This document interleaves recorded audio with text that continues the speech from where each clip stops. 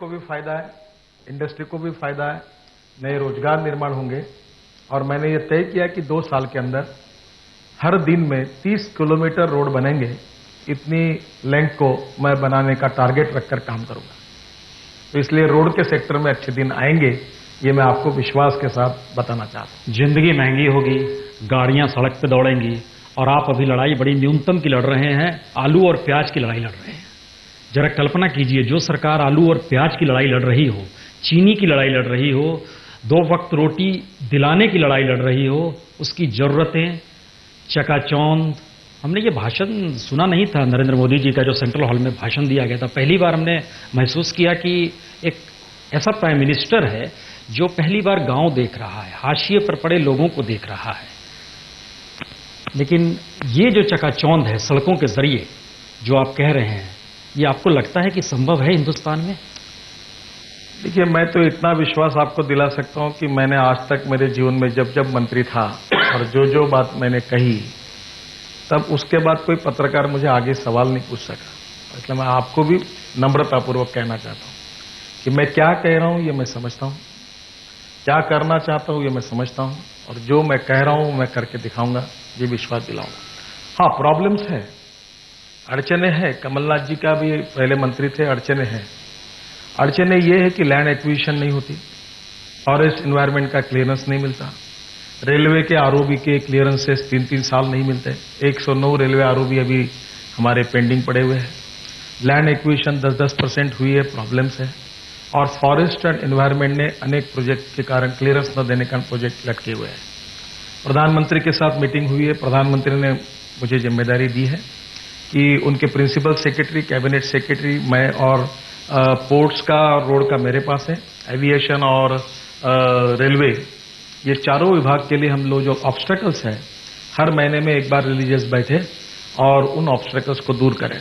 मैं पहली मीटिंग अब 10-15 दिन में कर रहा हूं, और मेरा विश्वास है कि हमारी सरकार ये ऑब्स्टेकल्स दूर करेगी और निश्चित रूप से विकास की प्रक्रिया को गतिशील करेगी। कमलनाथ जी, ये बड़ा संयोग है कि रूरल डेवलपमेंट भी गडकरी जी के पास है, लेकिन आपके पास अर्बन डेवलपमेंट मिनिस्ट्री भी थी। मुश्किल कहां पर आती है? सिर्फ लैंड एक्विजिशन मैटर करता है, या इस देश में पैरेलल तरीके से डेवलपमेंट हो जाए ये मैटर करता है? मुश्किल कहां पर है? सबसे बड़ी मुश्किल जहां तक सड़क का मामला है, हाईवे का मामला है, वो लैंड एक्विजिशन का। मैंने जब मेरे पास ये मंत्रालय था, मैं मंत्रालय संभाल रहा था, उस समय मैं राज्य सरकार, क्योंकि जो सिस्टम है लैंड एक्विजिशन राज्य सरकार के माध्यम से होता है। कई राज्य सरकार, और जिस लेवल पर ये एसडीएम लेवल पर, डिप्टी कलेक्टर लेवल पर, तहसीलदार लेवल पर होता है, उनको इसकी प्राथमिकता एहसास नहीं होती कि कितना नुकसान हो रहा है डिले से। राज्य सरकारों की लापरवाही, क्योंकि सड़क तो नेशनल हाईवे अथॉरिटी की है, केंद्र की सड़क है, तो हम क्या करें इसमें? तो लैंड एक्विजिशन इसमें सबसे बड़ी अड़चन थी।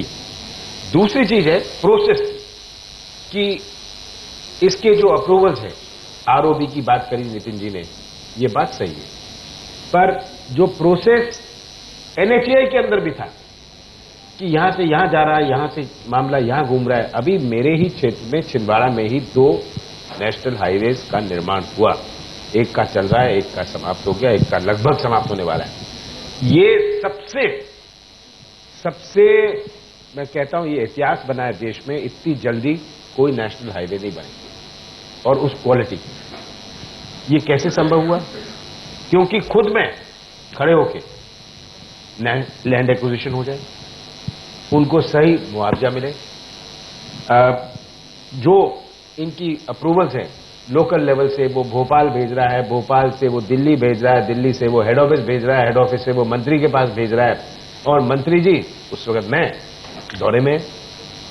तो ये समस्या का एक प्रोसीजरल प्रोसेस और एक लैंड एक्विजिशन प्रोसेस ठीक हो जाए, तो मैं मानता हूं कि नितिन जी का जो टारगेट है 30 किलोमीटर का, मैंने तो 20 का बनाया था, इन्होंने 30 का बनाया, ये 30 का संभव है।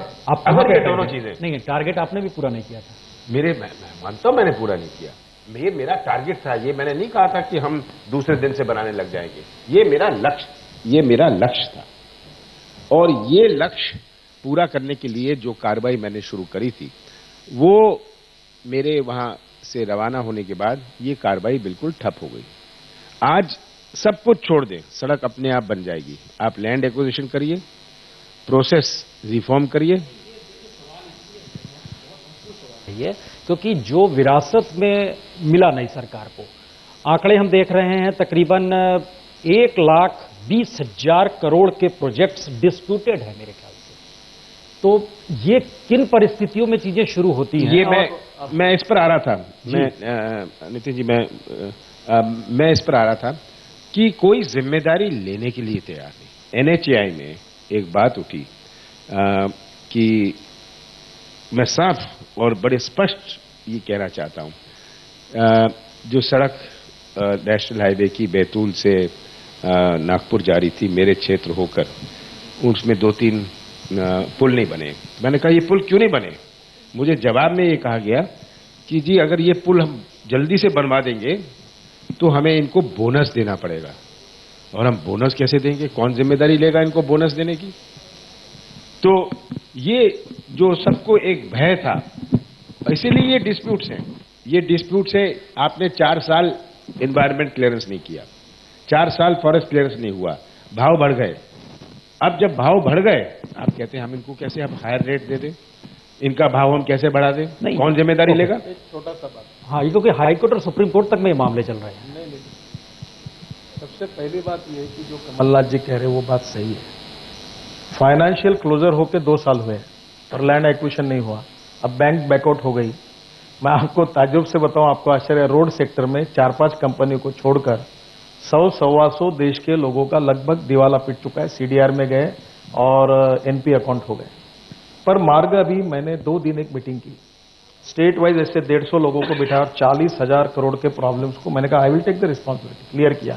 और आपको विश्वास दिलाता हूं कि ये जो 1,20,000 का प्रॉब्लम है, मैं 1 महीने के अंदर आप मुझे बुलाइए, ये प्रोजेक्ट की लिस्ट है, मैं लगभग पूरे क्लियर करके आपको बताऊंगा प्रॉब्लम कहां था। मैं आपको बताऊंगा। अभी जब कमलनाथ जी थे तब लैंड एक्विजिशन, और कमलनाथ जी के भी ज्यादा बात के रिजिम में हुआ, लैंड एक्विजिशन एनवायरमेंट क्लियरेंस न लेते हुए वर्क ऑर्डर दे दिए। अब हमारी सरकार क्या कहती है, वो बोलती है उसने फाइनेंशियल क्लोजर कर दिया, अब उसको लैंड ही नहीं मिली, एनवायरमेंट फॉरेस्ट का वो काम ही नहीं कर सकता, ऊपर से एनएचआई बोलती है इन पर इसको पेनल्टी लगेगी। मैंने कहा पेनल्टी क्यों लगेगी? बोले इसने काम नहीं किया। काम क्यों नहीं किया? क्योंकि लैंड एक्विजिशन नहीं हुई, एनवायरमेंट क्लियरेंस नहीं हुआ। बोले हमको मालूम नहीं, हमारा कानून कहते हैं इनको पेनल्टी लगाओ। तो मैंने कहा ऐसा नहीं चलेगा। और मैंने कॉन्ट्रैक्टर, बैंकर तीनों को साथ में बुलाया था। मैं 1 महीने के अंदर ये 1,20,000 का निर्णय करूंगा और फिर मैं बैंकर की मीटिंग बुला रहा हूं। मेरी ऑलरेडी बैंकों के चेयरमैन से बात हुई है और मैं उनको ये पूरा 2,17,000 करोड़ का प्रोजेक्ट प्रेजेंटेशन रखने वाला हूं। और फिर मैं उनको कहने वाला हूं कि हमने सब प्रोजेक्ट क्लियर कर दिए। आप इसको, इस सेक्टर को ब्लैकलिस्टेड मत करिए, आप इसको सपोर्ट करिए। और ये सेक्टर देश के प्रगति और विकास के लिए आवश्यक है। हमने ये निर्णय किए हैं और आप जल्दी आगे जाइए। अब प्रॉब्लम कहां आता है उसमें आप भी जिम्मेदार हैं, मुझे संकोच ना। हाँ बिल्कुल, मैं कैसे आपको बताता हूं। कोर्ट में कोई भी केस जाती है 3-3 साल निर्णय नहीं होता। आप में से बहुत से लोग फाइनेंस जानते हैं। Time is a basic capital in the economic projects. मैं फाइनेंशियल क्लोजर करने के बाद आप 2-2 साल अगर निर्णय नहीं करेंगे, 3-3 साल निर्णय नहीं करेंगे और स्टे देंगे, तो बैच का मीटर आप रोकते नहीं, पूरा प्रोजेक्ट की वायबिलिटी चली जाती है। जिसका IRR 13 रहता है वो 6 पे आ जाता है। वो पूरा कॉन्ट्रैक्टर, पूरा उसका बैंड बाजा बच जाता है। और फिर कोई आता है PL डालता है, फिर कोई आता है।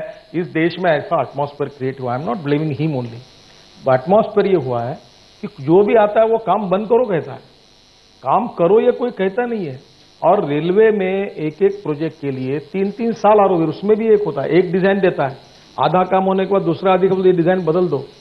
कल प्राइम मिनिस्टर ने रेलवे को कहा कि यहां एक तो रेलवे के 2 लेने या 4 लेने, आप एक प्रिस्क्राइब डिजाइन बनाइए और एक पैटर्न बनाकर वो उस समय देते जाइए, प्रॉब्लम सॉल्व होगा। हो सकता है procedural delay, not taking decisions और ईयर्स टू ईयर फाइलों लेकर बैठ जाना, इसके कारण ये हुआ। मेरे डिपार्टमेंट में, मैं जिम्मेदारी से बोल रहा हूं, मेरे डिपार्टमेंट में कम से कम 1,20,000 करोड़ का जो एनपीए नेशनलाइज बैंकों में हुआ है, ये तो अभी पहला 30-40 हजार मैंने कम किया, अभी उन्हें शुरू किया उसका।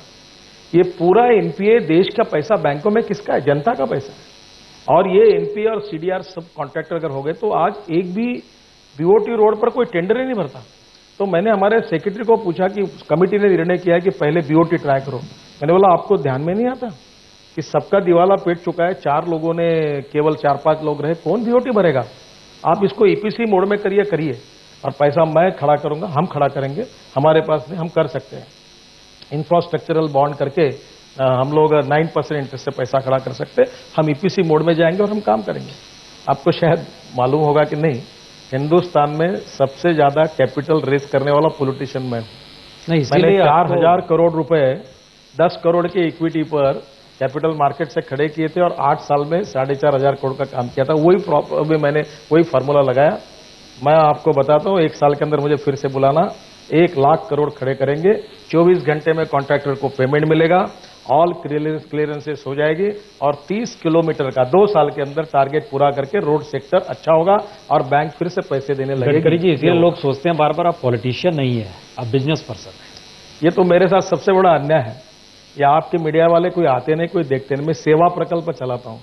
मुझे महाराष्ट्र सरकार ने, कांग्रेस की सरकार ने नक्सलाइट बिल में 550 एकल विद्यालय चलाने के लिए हमारी संस्था को पहला पुरस्कार दिया। आपको दिल्ली में कोई सेवा विकास का काम करने वाला आदमी दिखता नहीं। और मेरे काम को आपकी संस्था को पंडित दीनदयाल उपाध्याय एकल विद्यालय करके वो संस्था है नागपुर में। मैं बायोफ्यूल में काम करता हूं, ऑर्गेनिक फार्मिंग में काम करता हूं और मेरे विकास काम को आप बिजनेस प्रोजेक्ट करके, मुझे एक नेता ने कहा कि मैं, देखो आपको बताने में मुझे संकोच नहीं, मेरे आईक्यू की कीमत 200 करोड़ रुपए महीने की है, पर मैं बिजनेस करता नहीं, मैं बिजनेसमैन नहीं हूं। मैं अपने टैलेंट को यूज करके जहां किसान आत्महत्या कर रहे हैं वहां वाटर कंजर्वेशन में, ऑर्गेनिक फार्मिंग में, बायोफ्यूल में काम करके लोगों को मदद करता हूं। ना मैं बिजनेसमैन हूं, ना मैं था, ना मैं होना चाहता हूं। मैं अपने दिमाग का उपयोग करके रोजगार को निर्माण करना चाहता हूं, गरीबों की स्थिति को सुधारना चाहता हूं। उससे कुछ मुनाफा भी मिल जाए वो भी चलेगा। मेरे पास मुनाफा है नहीं, अगर है मुनाफा तो आपको डोनेट कर देता हूं। यही तो आपकी आदत खराब है। देखो मैं संकोच नहीं करता। नहीं, क्यों ये सवाल खड़ा हो गया? आप लोग स्टडी नहीं करते हैं। नहीं, ये सवाल क्यों खड़ा हो गया कि conflict of interest as a minister आप उन कंपनियों के साथ खड़े हो जाते हैं जो आपके अपने हुए हैं? पहली बात तो ऐसी है कि यू टेल मी कौन सी कंपनी मैंने खड़ी की और कहाँ कॉन्फ्लिक्ट खड़ा हुआ। पूर्ति जो आपने खड़ी की, पूर्ति ने खड़ी की। देखो आपने बाद में छोड़ दी। छोड़िए, एक समझिए। महाराष्ट्र में कोऑपरेटिव में अनेक इंडस्ट्री खड़ी हुई है। एनसीपी की है, कांग्रेस की है। ये उत्तर प्रदेश बिहार में हुई नहीं है, मध्य प्रदेश में नहीं है। Politics is a instrument of socio economic reform. मैंने सरकार का 1 रुपए का अनुदान न लेते हुए मेरे क्षेत्र में 15,000 युवाओं को रोजगार दिया है। मैं बिजनेसमैन नहीं हूं, कोऑपरेटिव में है, चैरिटेबल ट्रस्ट में है। और जब बैंक का फाइनेंस नहीं मिला तब पब्लिक लिमिटेड में हुआ और मेरा शेयर 3,000 रुपए का है और मेरे प्रॉफिट अभी तक मैंने कोई उठाए नहीं। अगर उठाए होंगे तो कल से पुण्य प्रसून वाजपेयी को all profits I am ready to donate you, आप ले लो, without any evidence, without any जानकारी। आप मेरे को एक्सपोज करना चाहते तो आओ Nagpur, go into the detail, find out the reasons and write it. अब कोई समझता ही नहीं है दिल्ली में कि मैं अगर कोई बायोफ्यूल डीजल तैयार करता हूं, वनवासी क्षेत्र में मदद कर रहा हूं, तो कोई बिजनेस है? अगर मैं बिजनेस कर सकता हूं कि जिस व्यक्ति ने सबसे ज्यादा कंक्रीट का काम देश में किया है, तो मैं क्यों नहीं रोड कॉन्ट्रैक्टर बन जाऊं, टनल बनाऊं और हजारों करोड़ रुपए कमाऊं? मैं बिजनेस करता नहीं। मैं ये कहता हूं कि politics is the instrument of socio economic reform. By using मेरे दिमाग को उपयोग में लाकर मैं गैस का, डीजल का अल्टरनेटिव तैयार करके गांव में जो किसान है, गरीब है, उनको रोजगार निर्माण करने के लिए मदद करता हूं। यू कम टू नागपुर, आइए। मैंने वाटर कंजर्वेशन में काम किया है, देखो, ऑर्गेनिक फार्मिंग में काम किया देखो, बायोफ्यूल में क्या काम किया देखो। बिहार सरकार से ज्यादा बिजली तैयार करता हूं, ग्रीन पावर। वो किसानों में कैसे राहत मिली वो देखो। ये कोई बिजनेस नहीं है, ये सोशल एंटरप्रेन्योरशिप और विकास प्रकल्प है। सेवा, विकास, शिक्षा प्रकल्प राजनीतिक नेताओं ने चलाने चाहिए, उसमें वो है। सेवा के नाम पर जिस बात का जिक्र आप कर रहे हैं कमलनाथ जी, हम इसको जरा सा पहले ले जाएं। हिंदुस्तान की कोई एक सड़क जिसमें साइकिल के चलने की व्यवस्था हो नहीं है। ई रिक्शा लाया गया है। संयोग से ई रिक्शा जिन जगहों पर चलता है उसकी स्पीड मैक्सिमम 20 किलोमीटर या 10, आई थिंक 10 से आगे नहीं बढ़ पाती है। आपने कोई व्यवस्था की ही नहीं। आप एक पैरेलल में सिर्फ एक ऐसी स्थिति खड़ा करना चाहते हैं कि हम लोग रोजगार दे रहे हैं और हमारा ध्यान उन लोगों पर भी है जो शायद जिनके हाथ में कुछ भी नहीं है। लेकिन ये डेवलपमेंट प्रोसेस नहीं है। आपको शायद जानकारी नहीं हो। मैंने थोड़ा मेरे से सुन लीजिए, फिर इनके पास जाइए, फिर वो जरूर। क्या इस देश में 2 करोड़ लोग आदमी को आदमी खींचने का काम करता है, ये अच्छा है? बिल्कुल नहीं है। 2 क्विंटल का बोझा ऐसा खींच के जाता है, ये अच्छा है? बिल्कुल नहीं है। और आप ई रिक्शा की तुलना करना है तो साइकिल रिक्शा से करो। 50 साल से निर्णय नहीं हो रहा था, क्योंकि ये आप जैसे लोग ये कह रहे थे कि इसकी सुरक्षा क्या है। मेरा रेड लाइट कार का विद पुलिस प्रोटेक्शन एक्सीडेंट हुआ है। देखिए, सुरक्षा का विषय किसके लिए है? नहीं, आप साइकिल रिक्शा के लिए देखो, ई रिक्शा। हम दिल्ली का ही एक आंकड़ा आपको दे दें, उस बात आगे बढ़ाने से पहले मौका मिले तो मेट्रो से जाइए, उतरिए द्वारका में, जिस सेक्टर में इच्छा है वहां उतरिए। उस द्वारका में उतरते ही आपको सिर्फ वहां पर ई रिक्शा मिलेगा, और ई रिक्शा के एक्सीडेंट केसेस द्वारका में जितने ज्यादा हुए हैं वो अति है। सवाल सिर्फ हम ये कह रहे हैं कि आप एक सिस्टम क्रिएट करते हैं, लेकिन उस सिस्टम के लिए आप पैरेलल में उसके लिए कोई अपना नया सिस्टम क्रिएट नहीं करते हैं। आप उसी पे होंडा सिटी भी दौड़ाएंगे, वॉक्सवैगन भी दौड़ाएंगे और ई रिक्शा भी दौड़ाएंगे। कैसे संभव? यही स्थिति रूरल डेवलपमेंट वाले की होने वाली है। पहली बात तो ऐसी है कि साइकिल रिक्शा जो है उसको आप कंट्रोल कर सकते क्या? जो आदमी को खींचकर जो साइकिल रिक्शा दिल्ली में चल रही है उसकी संख्या कितनी आपको पता है? उस संख्या को अगर एनर्जी का उपयोग करके करें तो उपयोग नहीं। दूसरी बात, आपकी जानकारी को मैं सुधार देता हूं। ई रिक्शा के एक्सीडेंट दिल्ली में हुए, कितने हुए? मैं अच्छा हुआ मैं अध्ययन करके द्वारका में। हाँ, मैं आपको हम भी अध्ययन करके आए हैं। मैं आपको बताता हूं, मारुति कार के एक्सीडेंट से ज्यादा लोग मरे। जो छोटी मारुति ने छोटी कार से 1,31,000 लोग देश में एक्सीडेंट में मरे हुए हैं। उसमें से ई रिक्शा के कारण मरने वालों की संख्या 25 भी नहीं है, 20 भी नहीं है। आप जो कह रहे गरीब आदमी के लिए जब साइकिल रिक्शा का अल्टरनेटिव करके ई रिक्शा की तरफ देखिए। इसको आप मोटर व्हीकल एक्ट में मैंने क्या सुधार किया? मैंने छोटा सा सुधार किया। 0.65 किलोवाट के नीचे में जो होगा वो मोटर व्हीकल एक्ट में नहीं आएगा। इससे उनको राहत मिल गई। मुझे बताइए, इसमें गरीब आदमी जो खींचता था उसको रिप्लेस किया जाता। आप कभी बंगाल में जाइए, वो जुगाड़ करके होता है, वो डीजल इंजन को लगाकर एक लकड़ी की पट्टी लगाकर 12 लोग बैठ के जाते। देश गरीब है, लोगों की पेइंग कैपेसिटी नहीं है, आदमी को खींच रहा है।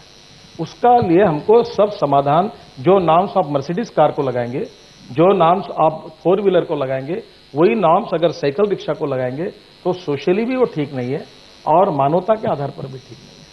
और इसलिए आदमी को खींचने के बजाय एनर्जी का उपयोग करके साइकिल रिक्शा का कन्वर्शन विथ एनर्जी, ये उसका स्वरूप है। उसके तरफ उस तरफ से देखकर उसका समाधान करिए। कमलनाथ जी, वो क्या चीजें मिस हो गई जो लगता था कि मनमोहन सिंह दौर में नहीं हो पाई और अब आप लोग को भी लगता है बाहर से कि शायद मोदी गवर्नमेंट में ये होनी चाहिए?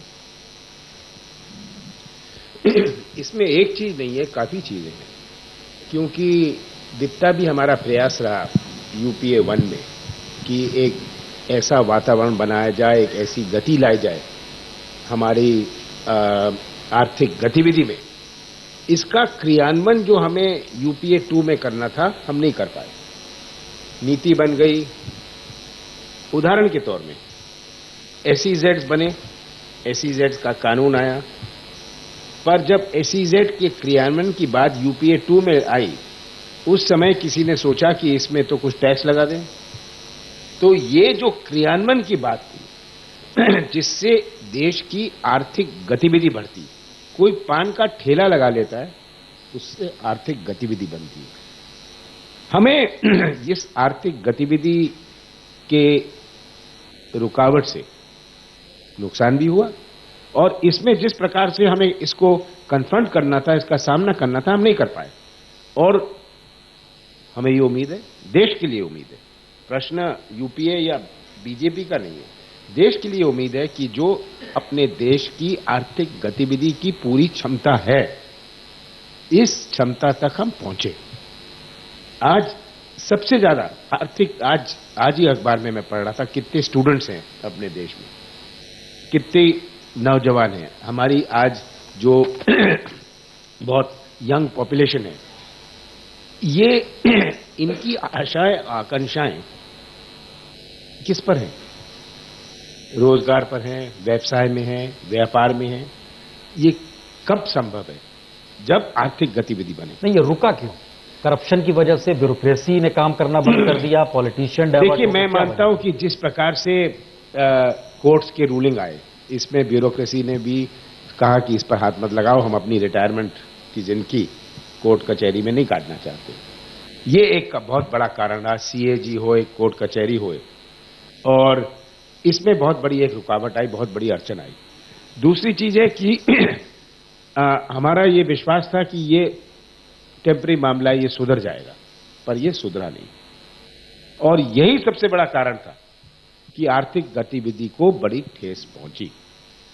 और देश के लिए, देश के लोगों के लिए, अगर आज की सरकार, आज की एनडीए सरकार ये उस आर्थिक गतिविधि में बढ़ावा दे दे, वो इस जो रुकी हुई है ये सब अड़चनें दूर हो जाएं, तो देश के हित में हम इसका स्वागत करेंगे। गडकरी जी, रेल का भाड़ा बढ़ा, आपने नहीं बढ़ाया, कहा गया यूपीए 2 के डिसीजंस थे, हमने इंप्लीमेंट कर दिया। इराक की बात हुई, वो आपके हाथ में नहीं था। चीनी का मसला आया, आपने कहा यह जरूरी था। इन परिस्थितियों में कैसे ये माना जाए कि अच्छे दिन का जिक्र इसलिए महत्वपूर्ण हो चुका है क्योंकि ओबामा के यस वीकेंड पर भारी पड़ गया इस देश में अब अच्छे दिन। तो वो आपके हाथ में वो कौन सी चीजें हैं जिसके जरिए आप बोल रहे हैं कि पॉलिसी डिसीजन सब लिए जाएंगे, और हम मानकर चले कि 10 तारीख को जब बजट आएगा तो उसके जरिए कुछ ऐसे पॉलिसी डिसीजन आएंगे? देखिए, हमारी फाइनेंस मिनिस्टर का जब बजट आएगा तो हमारे सरकार की आर्थिक विजन सामने आएगी। देखिए, मैं पॉलिटिकल क्रिटिसिज्म में नहीं जा रहा हूं, पर wrong economic policies, bad and corrupt governance, visionless leadership and not taking decisions, ये किसी भी सरकार के लिए अड़चन का विषय होता है। ये भी बात सच है कि संविधान में सबके अधिकार और कर्तव्यों को साफ किया गया। 4 पिलर है हमारे देश के लोकतंत्र के, मीडिया है, एग्जीक्यूटिव विंग है, लेजिस्लेटिव विंग है और जुडिशियरी है। अब जुडिशियरी का अधिकार और सम्मान करते हुए जुडिशियरी अगर सरकार चलाना चाहेगी तो ये संभव नहीं है। इसको अपॉइंट करो, उसको मत करो, ये रास्ता बांधो, ये मत बांधो, जो इन्होंने कहा, ये दिक्कतें हैं। एग्जीक्यूटिव कमजोर होगी तो जुडिशियरी पावरफुल, ऐसा नहीं होगा। सेकंड बैलेंस ऐसा कैसे पावरफुल होगा? संविधान में लिखा है किसने क्या करना चाहिए। कोई पावरफुल नहीं तो कोई वीक नहीं होता, सबका डेफिनेशन किया हुआ है। डेफिनेशन के आगे जाकर अगर कोई काम करता है तो कहीं ना कहीं उसके संविधान के दायरे में, ये सही कह रहे हैं, हमारे रोड में देखो आपने स्टे लगा दिया, 3 साल 4 साल से स्टे है। एस्केलेशन कॉस्ट, इंटरेस्ट कॉस्ट बढ़कर प्रोजेक्ट इकोनॉमिकली नॉन वायबल हो गया। अब उसको पैसा कौन देगा? कहीं ना कहीं इन सब बातों का समग्र विचार करके सोचना होगा कि कैपिटल इन्वेस्टमेंट लानी होगी, रोजगार की निर्मित करनी होगी, जीडीपी बढ़ाना होगा, जो हमारे डेड एसेट्स है उनको फिर से कन्वर्ट करके वो प्रोडक्टिविटी उसकी बढ़ानी होगी, टाइम वाला जो बात है डिसीजन मेकिंग प्रोसेस फास्ट करनी होगी, और ट्रांसपेरेंसी पूरी लानी होगी। जैसे कोल माइंस दी गई उसमें ट्रांसपेरेंसी नहीं थी, इसके कारण तकलीफें आई। कहीं ना कहीं फर्स्ट कम फर्स्ट सर्व ये ट्रांसपेरेंसी नहीं हो सकती, और इसलिए देश में ट्रांसपेरेंसी हो, टाइम बाउंड अप्रोच हो, fast track decision making process हो, और डेवलपमेंट ओरिएंटेड पॉलिटिक्स हो।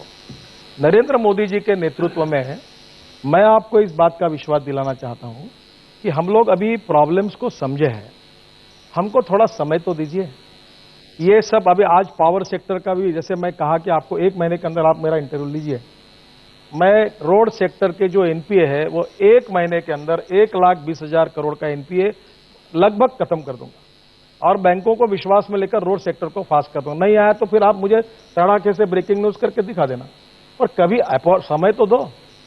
दूसरी बात, पावर सेक्टर 3,40,000 करोड़ का एनपीए, आपके पास कोल नहीं है। अब इन्होंने बहुत मजेदार बात की, अब इनका दोष नहीं है, उनने कहा कि पीपीए जिसका है उसको कोल मिलेगा। अब कोई भी, सब सरकार की जनरेशन कंपनियां, ट्रांसमिशन डिस्ट्रीब्यूशन कंपनियां लॉस में, वो पीपीए करती नहीं। उनका कहना यह है कि more generation more losses, no generation no losses, तो वो पावर जनरेट नहीं करते। और पीपीए के सिवा कोल नहीं मिलता। कोल इंडिया कर रही, कोल ऑक्शन, ई ऑक्शन कर रही है, और उनका मैंडेट है कि उनको जो लिंकेज है वो देना उनका पहला काम है, अपना काम छोड़कर वो ई ऑक्शन कर रहे हैं। धीरे धीरे हमको कोल माइंस को क्लियर करके कोल प्रोडक्शन बढ़ाना होगा, हिंदुस्तान के पावर इंडस्ट्री को कोल अवेलेबल करना होगा, जो सरकार की जिम्मेदारी है। पावर जनरेशन के बाद ये पावर सेक्टर अच्छा होगा, रोड सेक्टर अच्छा होगा, और फिर माइनिंग सेक्टर अच्छा होगा। 3 सेक्टर अच्छे हो गए कि ये 4.5 का जीडीपी एकदम आपको 9, 9.5 पर चला जाएगा। और इसके लिए आप हमको थोड़ा सा समय दीजिए, हम प्रॉब्लम को समझ चुके हैं, अच्छे दिन आने वाले हैं। अच्छे दिन आने के लिए थोड़ा सा तकलीफ के दिनों से जाना पड़ेगा, ये पुरानी बातों को थोड़ा सा हम इंप्रूव करेंगे। I am not giving blaming only for UP और कमलनाथ जी और एनी लीडर। इकोनॉमी को सुधारने का 1 साल का टाइम दीजिए, परिस्थितियां बदलेगी और निश्चित रूप से जनता को राहत मिलेगी। 2014 चल रहा है, आप टाइम बॉन्ड की बात लगातार कर रहे हैं। क्या ये कहा जा सकता है कि जीडीपी आज जिस स्थिति में है उसमें कम से कम 30-40% का रेज हम देख पाए? 7-8% का जिक्र भी अगर करें तो वो 1 साल के भीतर आप कहने की स्थिति में है? मुझे नहीं लगता। नहीं। देखिए, मैं कोई इकोनॉमिस्ट नहीं हूं, पर 4.5 को हम लोग 6 के ऊपर ले जाने की कोशिश करेंगे और 6% के ऊपर ले जाना भी आज की स्थिति में बहुत कठिन है। इंपोर्ट्स एक कम करने पड़ेंगे। इंपोर्ट एक्सपोर्ट का इंबैलेंस $350 बिलियन का है। एडिबल ऑयल्स 80,000 करोड़ का हम इंपोर्ट कर रहे हैं। डॉलर के तुलना में रुपए का फ्लक्चुएशन उसको धीरे धीरे सोचना होगा। फॉरेन एक्सचेंज रिजर्व कम हुआ है। अब धीरे धीरे सब बातों पर निर्णय करके उस पर मात करने के लिए फाइनेंस मिनिस्टर हमारे कोशिश कर रहे हैं। आप थोड़ा टाइम दीजिए, हम सही नीतियां जो है वो अपनाकर, और ये बात सही है कि ये कोई कांग्रेस बीजेपी और यूपी एनडीए का सवाल नहीं, देश का सवाल है। हम सब लोग मिलकर इनके सहयोग से हम देश के इकोनॉमी को सुधारेंगे और हम सब लोग मिलकर देश को आगे लेकर जाएंगे और सबका सहयोग लेकर जाएंगे। आप 1 साल का समय दीजिए, कठोर निर्णय करेंगे। हमारे प्रधानमंत्री जो है वो डिसीजन मेकिंग करने वाले हैं। जब उन्होंने हमारा प्रेजेंटेशन लिया, जब मैं तो आर्ग्यू करता हूं, मैं भी सबके सामने, मैं संकोच नहीं करता बोलने के लिए, ना ब्यूरोक्रेसी के सामने करता हूं ना आपके सामने करता हूं। मोदी जी बोलने देते हैं? बिल्कुल। और मैं अनेक बार उनको व्यू, उन्होंने कहा अच्छी बातें, उन्होंने कहा दूसरी एक अच्छी बात है जो उनकी है। उन्होंने रेलवे मिनिस्टर को कहा कि 6 साल तो मैंने चाय बेचा है रेलवे में, तो रेलवे के प्रॉब्लम मेरे से ज्यादा कौन जानता है। तो आज मैं ग्रास रूट पर स्कूटर पे घूमने वाला हूं और फुटपाथ पर काम करने के कारण मुझे ग्रास रूट के प्रॉब्लम मालूम है, वैसे प्रधानमंत्री जी को भी मालूम है। देखिए, आप चिंता मत करिए, 1 साल के अंदर इकोनॉमी अच्छी दिशा में जाना शुरू हो जाएगा। और एकदम आप जो कह रहे 40% में आज एकदम नहीं कह पाऊंगा, पर धीरे धीरे आपको पॉजिटिव ट्रेंड में 1-1.5 साल के अंदर अच्छे रिजल्ट मिलेंगे। आपके पास रूरल डेवलपमेंट भी है, हम जरा जिक्र उसके करके चलें। कमलनाथ जी, आपने 2011 में वर्ल्ड इकोनॉमिक फोरम देवास में मेरे ख्याल से मसला उठाया था। इंडियन एग्रीकल्चर को लेकर आपने बड़ी चिंता जताई थी, उसमें एंट्री नहीं होनी चाहिए वर्ल्ड मार्केट की, या किस रूप में होनी चाहिए। किस तरीके से रूरल डेवलपमेंट को इंडियन इकोनॉमी के साथ जोड़ा जा सकता है, जो कि अभी हाशिए पर है? ग्रामीण विकास भारत की अर्थव्यवस्था में नहीं है कहीं। शेयर मार्केट उसका पैमाना हो सकता है, सेंसेक्स हो सकता है, लेकिन ग्रामीण जीवन नहीं है। कैसे जोड़ा जाए? सबसे पहले, जब तक हमारा कृषि उत्पादन कृषि उत्पादन क्षेत्र में न्याय ना हो, उनको सही मूल्य ना मिले, तब तक हम रूरल डेवलपमेंट की बात नहीं कर पाएंगे। क्योंकि रूरल का क्या मतलब है? रूरल का मतलब है हमारा कृषि क्षेत्र लगभग। और अगर कृषि क्षेत्र में हम ये मजबूती ना ला पाए, अगर हम देखें पिछले 5 साल में सबसे बड़ा चेंज जो आया वो आया कि हमारे ग्रामीण क्षेत्र में जो डिस्पोजेबल इनकम्स बढ़े, इनकम्स नहीं, डिस्पोजेबल। आज दिल्ली में 5 लाख रुपए साल के का कोई मतलब नहीं है, पर ग्रामीण क्षेत्र में जहां 5 लाख रुपए की साल की इनकम है, इसका मतलब एक एसयूवी, एक वो गाड़ी खरीद सकता है। तो डिस्पोजेबल इनकम्स जो जनरेट हुई है रूरल इंडिया में, ये सबसे बड़ा उदाहरण है कि हमारा रूरल इंडिया में, ग्रामीण क्षेत्र में कुछ मजबूती आई। ये बहुत बड़ी आवश्यकता है कि हम अपने ग्रामीण क्षेत्र में हमारा कृषि लेबर हो, एग्रीकल्चर लेबर हो, आज हमारा कृषि उत्पादन हो, उसके साथ सही मूल्य और न्याय, वो हमारे कैश क्रॉप्स का हो, सब्जी का हो, फल का हो। ये आज नितिन जी के भी क्षेत्र में संतरों से जुड़ा है। अगर इनके संतरे और हमारे क्षेत्र के संतरे, नागपुर में वैसे कोई संतरे नहीं होते, जो नागपुर का संतरा है वो नाम जरूर नागपुर का है, पर है हम छिंदवाड़ा के। तो नागपुर में तो कोई संतरे कोई उगाता नहीं। तो अगर उसका संतरा सड़ रहा है रेलवेज उसको रेक नहीं दे रहे, वैगन नहीं दे रहे। अगर उस संतरे में बीमारी लग रही है और कोई शासकीय कार्रवाई नहीं हो पाती उस बीमारी को रोकने के लिए, अगर ओले पड़ जाते हैं, अतिवृष्टि हो जाती है, ओलावृष्टि हो जाती है, पाला पड़ जाता है, तो ये बहुत बड़ा ठेस पहुंचता है हमारे ग्रामीण क्षेत्र में। और यही मैंने WTO में ये बात कही थी कि जो अमेरिकन फार्मर है और इंडियन फार्मर है उसमें अंतर यह है कि अमेरिकन फार्मर का आधार सब्सिडी पर है, हमारे फार्मर का आधार सब्सिडी पर नहीं है। तो मैंने तो बड़ी साधारण बात कही थी कि आप जितनी सब्सिडी देते हैं, मैं आपकी सब्सिडी नहीं इंपोर्ट करना चाहता, मैं आपका प्रोड्यूस, आपका उत्पादन इंपोर्ट करना चाहता हूं। आप मुझे अपना कृषि उपज नहीं एक्सपोर्ट करना चाहते, आप तो सब्सिडी एक्सपोर्ट करना चाहते हैं। तो अगर आप सब्सिडी एक्सपोर्ट करेंगे, हम उतनी ड्यूटी लगाएंगे।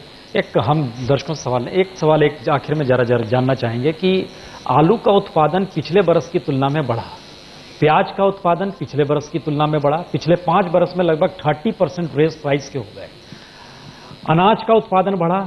वो कौन सी स्थिति है जिस पर सरकार नकेल नहीं कस पाती है? और अनाज है, सब्जियां हैं, फल हैं, लेकिन बावजूद इसके आपके हाथ में कुछ नहीं है, क्यों नहीं? बहुत सही सवाल आपने किया। इस देश में 65 साल के बाद आपको मालूम है ओनियन कैसा स्टोरेज होता है? और नासिक जिले में बांबू और बल्ली लगाकर ऐसा करके ऊपर में टीन लगता है और हवा जाती है, उसको ओनियन स्टोरेज कहते हैं। मैं आपको एक सवाल पूछता हूं, क्या दिल्ली मुंबई में ओनियन स्टोरेज का कोई गोडाउन है? कोई नहीं। भाभा एटॉमिक रिसर्च सेंटर ने एक टेक्नोलॉजी तैयार की है और नासिक जिले में उसका है कि गामा रेस पास करके आप आम का या प्याज का लाइफ 6 महीना शेल्फ लाइफ बढ़ा सकते हैं। और दिल्ली में एक भी प्रोजेक्ट लग जाए और 10 लाख टन अगर जब 5 रुपए किलो हो जाता है ओनियन, तब अगर यहां स्टोरेज करके रखने की व्यवस्था की जाएगी तो बढ़ेगा नहीं। अब दूसरी बात आलू की है। आपको पता है क्या पिछले 1.5 साल पहले बंगाल में और उत्तर प्रदेश में जो आलू निकला वो रोड पर आगरा के पास लोगों ने फेंक दिया। आपके पास प्री कूलिंग प्लांट नहीं, कोल्ड स्टोरेज नहीं, गामा रेस की प्रक्रिया करके जो सरकार का रिसर्च है उसके आधार पर स्टोरेज सिस्टम नहीं। और दिल्ली में एकदम जब प्रोडक्शन, इसका संबंध इकोनॉमी से नहीं है, इसका संबंध सप्लाई और डिमांड से, आलू प्याज का। अगर आपका मोर प्रोडक्शन, जब प्रोडक्शन ज्यादा होता है तो रेट कम हो जाते हैं, और जब चाहिए प्रोडक्शन साल में केवल 2 ही महीने होता है, तब वो आप अगर स्टोरेज करके रखोगे तो आप उसको कंट्रोल कर सकते हैं। पहली बात यह है कि इसमें हमको सप्लाई और डिमांड को ध्यान में लेकर pre cooling plant, cold storage, onion के लिए स्पेशल सिस्टम और फ्रूट एंड वेजिटेबल के लिए स्टोरेज सिस्टम जब तक नहीं होगी तब तक मार्केट बढ़ते रहेंगे।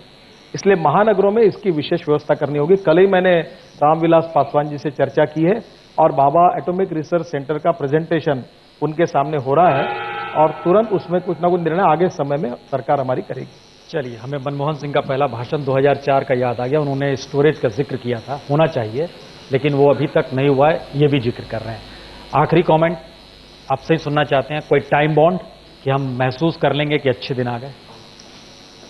मुझे लगता है कि इस स्थिति को सुधारने के लिए कम से कम 2 साल तक राह देखनी होगी और 1 साल के बाद रिजल्ट दिखना शुरू हो जाएगा और निश्चित रूप से हम अच्छी दिशा में, पॉजिटिव दिशा में जाने की शुरुआत करेंगे और अच्छी दिशा में आपको निश्चित रूप से इसके परिणाम दिखेंगे। तो महाराष्ट्र हरियाणा में चुनाव हार गया, क्यों हारेंगे? 4 महीने बाद उन्हें कोई हारने का कारण, देखिए जनता भी समझती है। हाँ, देखिए ये कैसा है, आज आलू का आपके पास अगर ग्राफ होगा तो निकाल लो, आज आलू बढ़ा है फिर कम हुआ है, प्याज बढ़ा है फिर कम हुआ है, तो इसका संबंध कोई इकोनॉमी से नहीं है, यह सप्लाई एंड डिमांड से है और इसके कारण लोगों को तकलीफ हो रही, बात सही है। पर हम निश्चित रूप से आने वाले समय में हमारे वित्त मंत्री ऐसी नीतियां लाएंगे कि जिसमें लोगों को काफी बड़े प्रमाण में राहत मिलेगी। चलिए, बहुत बहुत शुक्रिया कमलनाथ जी, नितिन गडकरी जी, बहुत बहुत शुक्रिया।